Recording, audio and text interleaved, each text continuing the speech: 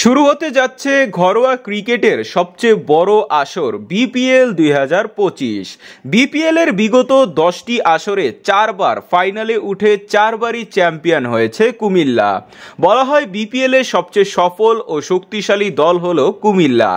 11তম আসরকে সামনে রেখে এরই মধ্যে গত আসরের সব ফ্রাঞ্চাইজি দলগুলোর সাথে যোগাযোগ করেছে বিসিবি।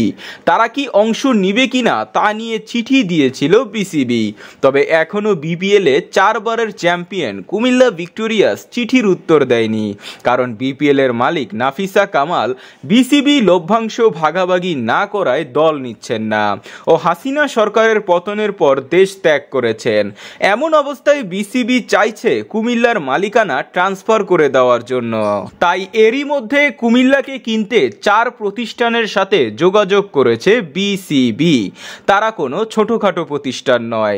বিসিবি থেকে সর্বপ্রথম যোগাযোগ করা হয়েছে কানাডা লিগের দল বাংলা টাইগার্সের সাথে।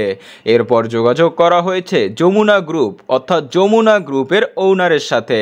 তৃতীয় পক্ষ হিসাবে কুমিল্লাকে কিনতে প্রস্তাব দিয়েছে দারাজ ও সর্বশেষ চতুর্থ পক্ষ থেকে প্রস্তাব দিয়েছে ফ্রেশ।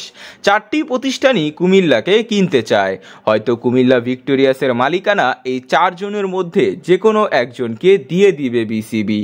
তো বন্ধুরা, কোন প্রতিষ্ঠান আপনার পছন্দ কমেন্টে জানান।